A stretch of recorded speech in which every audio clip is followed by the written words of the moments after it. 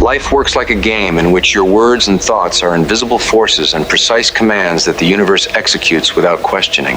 Florence Scovel Shinn decoded the mechanism. Life operates like a game with mathematical rules, but nobody has explained the instructions. You move pieces on a board that you cannot see, activating laws that you don't know, creating results that seem accidental but are calculated. The subconscious processes millions of pieces of information per second and accepts each of your words as a literal instruction.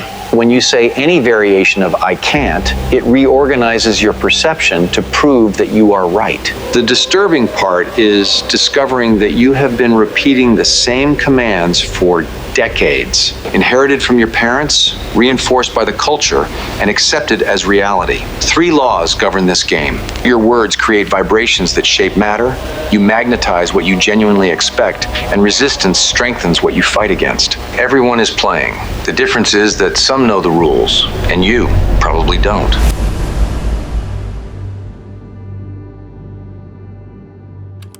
There are invisible forces shaping your reality of which you are not aware. While you believe you are making rational decisions, navigating random circumstances, and responding to external events, there is a much more fundamental process happening. Florence Scovel Shinn, who dedicated her life to decoding the invisible laws of manifestation, identified this process as the true game of life, not a poetic metaphor, but a literal description of how reality organizes itself around you. After years of studying ancient scriptures and observing patterns in the lives of hundreds of people who sought her out, she decoded the invisible rules that determine success and failure. The dominant thought that you maintain right now, at this exact moment, is creating a chain of events that will manifest in the coming weeks. Not through mysticism or magical thinking, but through a specific mechanism, your subconscious, which processes millions of pieces of information per second and controls the vast majority of your decisions, interprets every word that you pronounce as a literal instruction to be executed. When you declare, "I can't," the subconscious immediately organizes your perception, your choices, and your actions to confirm that reality. The most impactful revelation is that you have been repeating the same limiting commands for decades.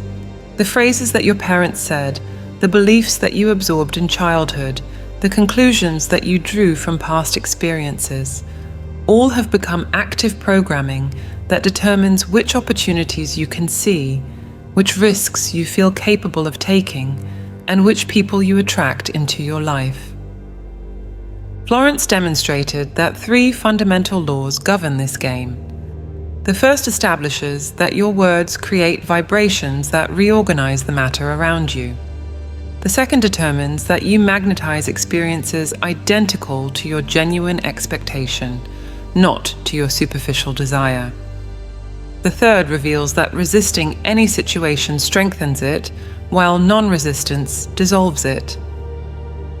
What makes this knowledge revolutionary is its operational simplicity. You don't need to develop extraordinary abilities or access occult powers. The mechanism is already working.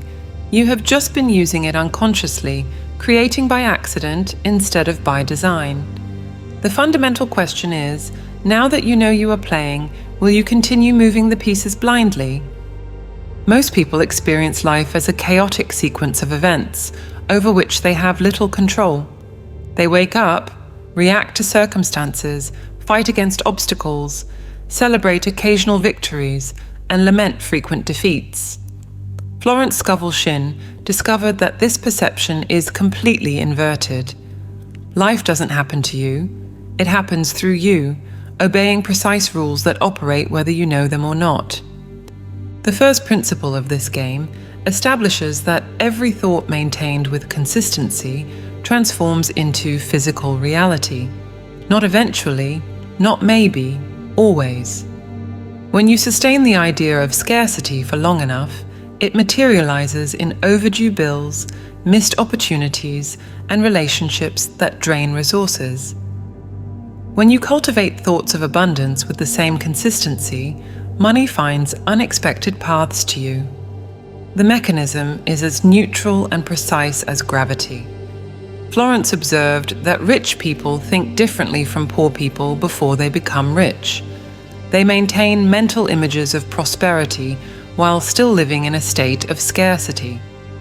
This is not a motivational observation. It is the description of a specific process. The subconscious does not distinguish between external reality and the vivid mental image. When you visualize with clarity and emotion, the brain activates the same neural networks that it would activate if the experience were real. This creates an internal model that your nervous system works to manifest in the external world. The second fundamental rule: you attract what you secretly expect, not what you say you desire. Expectation operates in deep layers of consciousness, in that place where you really believe what is possible for you. A person may claim to want a loving relationship, but if deep down they expect to be betrayed because they were betrayed before, they magnetize partners who will confirm that expectation. The universe doesn't respond to your requests, it responds to your dominant vibration, which is determined by genuine expectation. The third law governs return.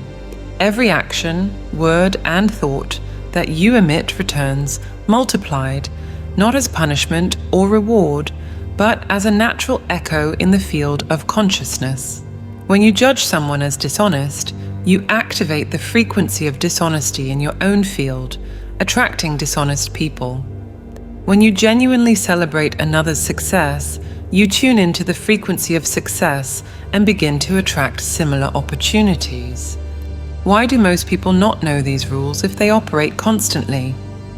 Florence identified the central problem. We have been conditioned since childhood to look outside for causes. When something goes wrong, we look for external culprits: the economy, the government, and other people. When something goes right, we attribute it to luck or chance. This external orientation blinds us to the fact that we are constantly creating our experience through the mental commands that we emit. The game has yet another subtle rule that few understand: the gestation time.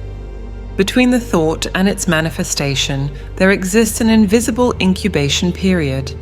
During this time, most people give up, change focus, or worse, begin to doubt and cancel the process.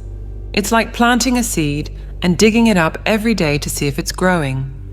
Impatience and doubt are the great saboteurs of the game. Florence discovered that being too specific limits the channels through which good can arrive. When you demand that money come only through your work, you close infinite other doors. When you insist that love come only through that specific person, you block better relationships that are trying to arrive. Mastery of the game involves clarity about what you want to experience, but flexibility about how it will arrive. The most transformative aspect of this knowledge is realizing that you are already playing. Every thought that you had today was a move on the board. Every word that you pronounced activated creative forces. The question is not whether you want to play. You have no choice about that. The question is whether you will continue playing as an amateur, creating accidentally, or become a master who understands the rules and uses them deliberately. The power has always been in your hands. Florence just revealed how to use it. And now we come to the most potent instrument of this power, the spoken word. The spoken word carries a power that transcends simple communication. Florence Scovel Shinn discovered that every word pronounced functions as a decree that the universe must fulfill. This is not about a mystical or supernatural force. It is the basic functioning of how consciousness interacts with matter. When you speak, you are not describing reality. You are creating it. The subconscious, that vast processor that manages all of the automatic functions of your body and mind, has a fundamental characteristic. It literally accepts everything that you say as absolute truth and works tirelessly to prove that you are right. When you repeat, "I am always tired," the subconscious adjusts your hormonal levels, your sleep patterns, and your motivation to ensure that you really are always tired. It is a perfect servant that never questions the orders, Florence documented hundreds of cases where the conscious change of verbal patterns completely transformed people's lives. A woman who constantly said, "Nothing works out for me," began to declare, "Everything conspires in my favor." At first, it seemed like a lie, but the subconscious doesn't judge, it simply executes. Within weeks, she began to notice opportunities that had always been there. People began to treat her differently, not because the world changed, but because she changed her frequency through the word. There is a crucial difference between thought and the spoken word. Thought has power, but the spoken word has concentrated power. When you verbalize something, you are using the physical apparatus of speech, lungs, vocal cords, tongue, and lips. You are moving air, creating sound vibrations that propagate through space. This physical act imprints the command with a force that thought alone does not possess. It is the difference between imagining signing a contract and actually signing it. The words that you use habitually create neural grooves in the brain. Each time that you repeat a phrase, the groove gets deeper until it becomes the automatic path of thought.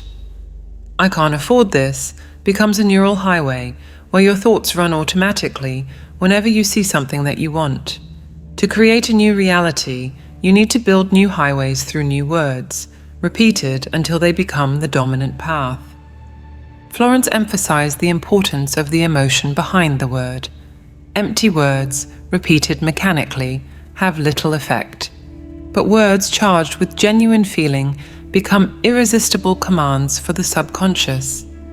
When you say, "I am prosperous," feeling prosperity in the body, visualizing it with clarity, your entire system aligns with that frequency.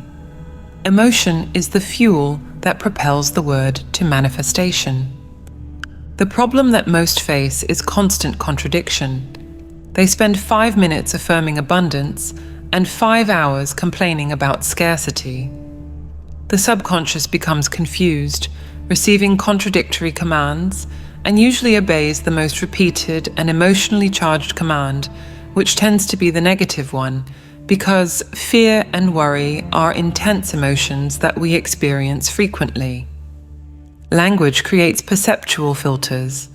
When you consistently use words of limitation, your brain literally stops processing information that contradicts that narrative. Opportunities may be right in front of you, but you don't see them because they don't fit into your dominant vocabulary. Changing your words reconfigures these filters, allowing new information to enter your field of consciousness. Florence also discovered the power of command words versus supplication words. When you beg the universe, you affirm your powerlessness. When you decree with calm authority, you activate your creative power. The difference between "please help me get money" and "money flows to me abundantly now" is not just semantic. It is the difference between begging and creating. There is a specific practice that Florence recommended, the verbal fast. For an entire day, the person monitors every word, refusing to pronounce anything negative, limiting, or contrary to what they want to experience. This exercise reveals how much of our automatic speech is destructive. It also demonstrates the immediate power that we have when we consciously choose each word. The final secret about the spoken word is that it needs to be sustained by internal conviction. You cannot fool the subconscious for long. If you say, "I am healthy," but internally you are convinced that you are sick, conviction wins. That is why genuine transformation requires alignment between word and deep expectation, which brings us to the next fundamental principle of the game. The faith that Florence talks about has no relation to religion or blind belief. It is a state of inner certainty that precedes physical manifestation. You experience this natural faith every day. When you flip a switch, you have absolute faith that the light will turn on. When you plant a seed, you have faith that it will germinate if it receives water and sun. This same certainty, applied to your desires, activates forces that reorganize circumstances in your favor. The fundamental problem is that we have been trained to have faith in the negative. You have absolute certainty that if you don't pay the bills, you will have problems. You have unshakable faith that if you don't work hard, you will experience need. These negative certainties are as powerful as positive faith. They manifest with the same precision. Florence discovered that most people are masters of inverted faith, creating with perfection that which they fear most. Expectation is different from hope or desire. Hope says, it would be nice if it happened. Desire says, I want it to happen. Expectation says, it is happening. When you really expect something, your entire being organizes itself to receive it. You act differently, speak differently, and make different decisions. A person who expects to be promoted already begins to behave like someone in a higher position. Not out of arrogance, but out of natural alignment with the expectation. The brain possesses a structure called the reticular activating system that filters the millions of stimuli that you receive every second, allowing only relevant information to reach your consciousness. This system is programmed by your dominant expectation. When you expect to find opportunities, your brain literally begins to highlight them in your perceptual field. When you expect problems, it filters and amplifies every sign of danger. Florence observed a consistent pattern. People who achieve the improbable maintain a common characteristic. They expected to succeed even when all evidence suggested otherwise. Thomas Edison expected to find the right filament for the light bulb after 1,000 failed attempts. Henry Ford expected that the automobile would replace horses when everyone thought it was absurd. This expectation was not naive optimism. It was an internal certainty that directed their actions. Doubt is the poison that kills manifestation before it is born. Florence compared doubt to digging holes in the foundation of a building. You can have the best structure, the best materials, but if you keep digging holes of doubt in the foundation, everything collapses. Doubt is not cautious or intelligent. It is fear disguised as prudence. Every time that you doubt after planting an intention, you literally cancel the creative process. There is a subtle difference between forcing faith and allowing it to arise naturally. When you try to force it, you create tension, and tension is a form of resistance that blocks manifestation. Genuine faith is relaxed, confident, like the certainty that the sun will rise tomorrow. You don't need to strive to believe this, you simply know. Cultivating this quality of relaxed knowing about your desires is the key to activating them. Florence discovered that visualization with emotion is the fastest way to establish genuine expectation. When you mentally see the desired result with such clarity that you feel the emotions as if it had already happened, you instantly program your expectation. The subconscious accepts emotive visualization as an accomplished fact and immediately begins to work to make it a physical reality. The trap that many fall into is expecting external signs before having faith. They want to see evidence before believing. But the game works in reverse. You need to believe to see. Faith comes first, manifestation comes after. It's like planting. You don't dig up the seed every day to check if it's growing. You trust the invisible process happening underground. The time between faith and manifestation varies. And here's another secret. The less you care about the time, the faster it happens. Anxiety about when something will manifest is a disguised form of doubt. When you have genuine faith, time becomes irrelevant because you know it is inevitable. This relaxed certainty accelerates the process because it eliminates the resistance created by anxiety. And this brings us to one of the most paradoxical and powerful principles of the game, non-resistance. The law of non-resistance is the most counterintuitive of all. Since childhood, you learned that to achieve something, you need to fight for it. That life is a battle and the strong win. Florence Scovel Shinn, discovered that this approach is precisely what keeps people trapped in cycles of effort and frustration. The more you fight against something, the more power you give to it. Resistance is the food that keeps alive what you want to eliminate. When you resist a situation, you focus all of your mental and emotional energy on it. The subconscious interprets this intense focus as importance and works to keep it present in your life. It's like trying not to think about a pink elephant. The very act of trying not to think guarantees that you will think about it. The person who spends the day fighting against poverty is constantly vibrating at the frequency of poverty. The one who fights with disease feeds the disease with their combative attention. Florence illustrated this with the metaphor of the door. When you push a door that opens by pulling, the more force you apply, the more closed it becomes. But when you stop pushing and simply pull, it opens without effort. Life works exactly like this. The solutions that you seek with desperation are trying to reach you, but your anxious resistance creates an energetic barrier that prevents them from entering. Non-resistance doesn't mean resignation or passivity. It is a state of active fluidity where you recognize the present situation without giving it the power of your emotional energy. You see the problem, but maintain your focus on the solution.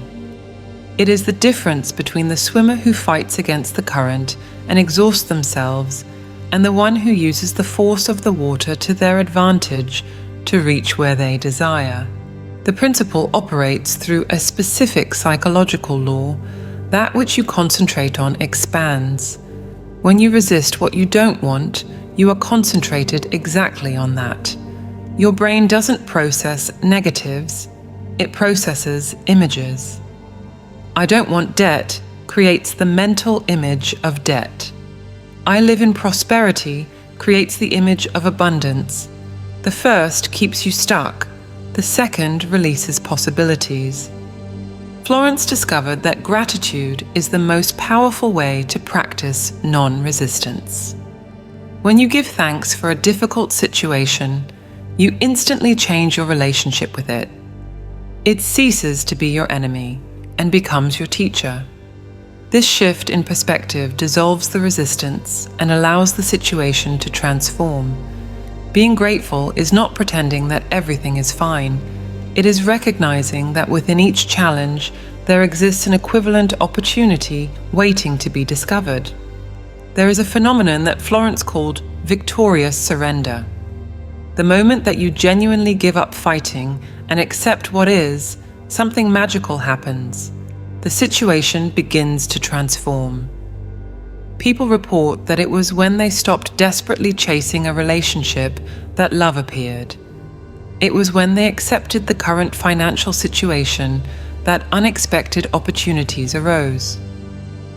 Surrender creates a vacuum that the universe fills with something better.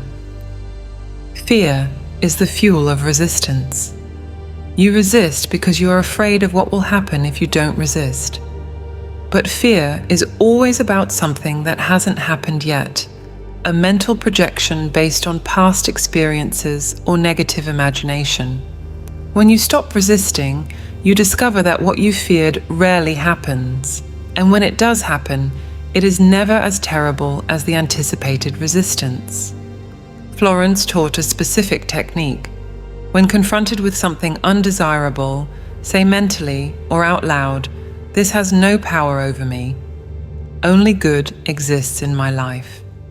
Then, immediately return your attention to what you want to experience. It is not denial, it is conscious redirection of energy. You acknowledge the negative appearance, but refuse to feed it with your life force. Non-resistance multiplies your power because all of the energy that you would spend fighting becomes available to create. It is like the difference between driving with the parking brake on and driving free. The same engine, the same fuel, but completely different results. When you stop wasting force on resistance, you discover reserves of power that you didn't know you had. The most liberating aspect of non-resistance is that it eliminates stress from life. Stress comes from resistance to the present moment. from the desire for things to be different from what they are. When you practice non-resistance, you accept the starting point while maintaining clarity about the destination. This active acceptance allows you to navigate life with grace instead of force. And when you reach this state of fluidity, something extraordinary becomes accessible: your connection with infinite intelligence through intuition. Intuition is your direct line to a field of intelligence that transcends the limits of the rational mind. Florence Scovel Shinn discovered that each person possesses this channel of communication with what she called infinite intelligence, the universal consciousness that knows all paths, all solutions, and all opportunities. You access this intelligence constantly, but mental noise usually drowns out its messages. The first impulse that arises before analytical thought is always intuition speaking. It is that immediate feeling when you meet someone, that flash of knowledge about a decision, that inexplicable certainty about a path to follow. In fractions of a second, your rational mind enters the scene with arguments, doubts, and analyses, and buries the intuitive message under layers of logic. Florence documented that invariably, when people ignore this first impulse, they regret it later. Intuition processes information in a radically different way from the conscious mind. While your analytical mind examines data sequentially, comparing, measuring, and judging, intuition captures patterns instantly. It reads energy fields, perceives undeclared intentions, and detects opportunities and dangers that logic cannot identify. It is like the difference between analyzing each raindrop and simply knowing it will rain by the smell of the air. Your body is the instrument through which intuition communicates. A contraction in the stomach when something is wrong, an expansion in the chest when the path is correct, chills that confirm a truth. These somatic signals are the language of intuition, more reliable than 1,000 rational analyses. Florence taught that the body never lies. It responds instantly to the truth or falsehood of any situation. The great saboteur of intuition is information overload. The more data you accumulate, the more opinions you seek, the more analyses you make, the further you move from intuitive clarity. It's like trying to hear a whisper in the middle of a shouting crowd. Florence observed that the most accurate decisions in people's lives happened in moments of quietness, when the analytical mind was at rest and the inner voice could be heard. Intuition operates outside of linear time. It accesses information about future developments because in the field of infinite intelligence, past, present, and future coexist. When you have a feeling about something that is still going to happen, you are capturing waves of probability that are already in motion, but have not yet materialized. This explains why so many people report having known about important events before they occurred. Florence discovered that intuition strengthens with use and weakens with neglect. Each time that you follow an intuitive impulse and it proves correct, you strengthen this connection. Each time you ignore it, the voice gets weaker. It is like a muscle. It develops with exercise, atrophies with disuse. People who consistently trust intuition develop extraordinary accuracy in their perceptions. There is a crucial difference between genuine intuition and fear projection. Fear shouts, intuition whispers. Fear is agitated and urgent. Intuition is calm and clear. Fear always projects catastrophic scenarios. Intuition simply informs without drama. When you learn to distinguish between these two voices, you gain access to infallible guidance for navigating life. The practice of daily silence is essential for developing intuitive acuity. Florence recommended periods of complete quietness where you seek nothing, ask for nothing, and just listen. In this receptive void, insights arise spontaneously. Solutions appear formed, directions become clear, not because you thought them, but because you allowed infinite intelligence to reveal them. The most powerful aspect of intuition is its ability to synchronize you with the universal flow. When you consistently follow intuitive impulses, you begin to be in the right place at the right time. You meet the right people. Opportunities appear with perfect timing. Doors open at the exact moment. This is not luck. It is alignment with an intelligence that orchestrates all things. Intuition also reveals the next practical step, not necessarily the final destination. Like lighthouses in fog, it illuminates just enough for you to advance safely. Trusting means taking that next step, even without seeing the entire path. Each step taken in trust illuminates the next, creating a trail of progressive clarity. And now we come to the crucial point: how to integrate all of these principles into transformative daily practice. Knowing the laws of the game without applying them is like having a treasure map and never leaving home. Florence Scovel Shinn developed specific practices that transform spiritual principles into tangible results. Transformation happens through small daily acts that reprogram your consciousness and realign your frequency with what you desire to manifest. The morning ritual establishes the energetic tone of the entire day. Before even getting out of bed, before the chattering mind begins its habitual worries, you declare your reality. This is a day of perfect achievement. Everything that is mine by divine right comes to me today under grace and in a perfect way. These words, pronounced in the hypnagogic state between sleep and waking, penetrate directly into the subconscious without the interference of the critical mind. During breakfast, instead of consuming news that programs your mind for chaos and scarcity, you feed your consciousness with affirmations of prosperity. Florence discovered that the first hour of the day determines the next 23. What you put in your mind during this period establishes the filter through which you will perceive all of the experiences of the day. Constant verbal vigilance is the most transformative and most challenging practice.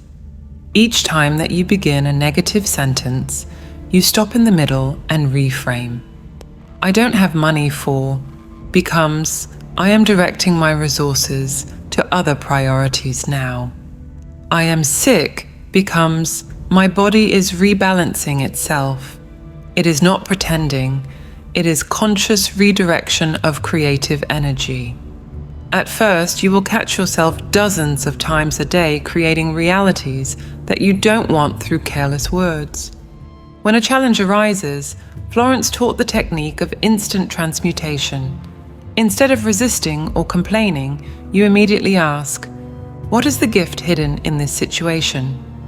Then declare, "I am grateful for this opportunity to demonstrate my creative power." This shift in perspective transforms obstacles into stepping stones.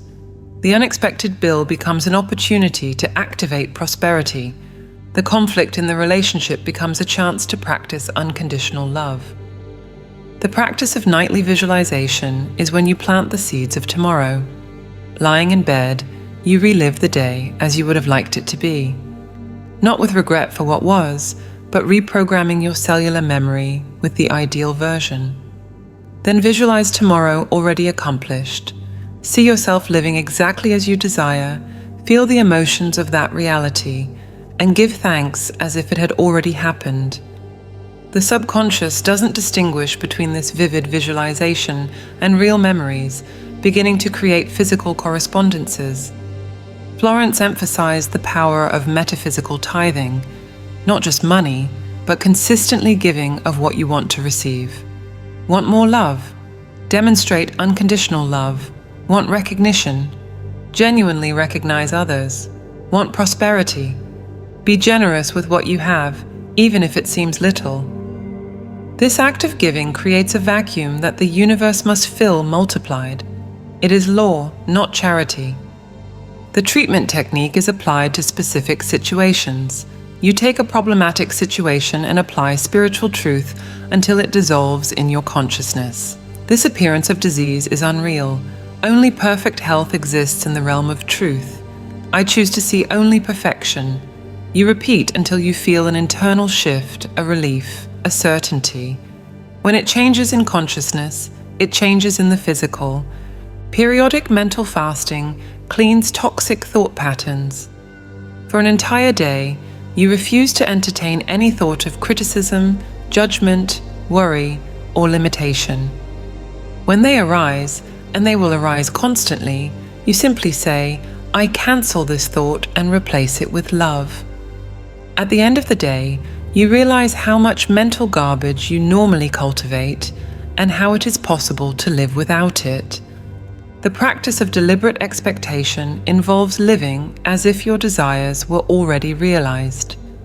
Not spending money that you don't have, but carrying yourself energetically as someone prosperous. Not pretending to have a relationship, but emanating the frequency of someone loved. You align your posture, your tone of voice, and your decisions with the version of you that has already achieved your goals. The record of synchronicities strengthens your faith in the process. Each favorable coincidence, each door that opens, each perfect timing, you write down as evidence that the laws are operating. Over time, you realize that these are not random events, but precise responses to the commands that you have been emitting through your thoughts and words. The universe is constantly confirming that the game is real, and you are learning to play with increasing mastery. Florence discovered that there exists a state of consciousness where all of these practices unify and amplify. It is the deep, meditative state where the chattering mind silences and you directly touch the field of infinite intelligence. In this space of receptive quietness, reprogramming happens at levels that conscious effort cannot reach. Old patterns dissolve naturally, new ones establish themselves without resistance. Meditation is the supreme accelerator of transformation. While daily practices gradually reformat your consciousness, deep meditation creates quantum leaps of perception. You directly access the state where all possibilities exist simultaneously, where you can choose which reality to activate. All change begins with the understanding of your role as co-creator, and the only way to connect with this divine intelligence is through meditation. We have developed a set of audio tools to help you access this higher state of consciousness. To learn more and get immediate access, click on the link on the screen or in the comments. If this video resonated with you, write in the comments, "It made sense to me."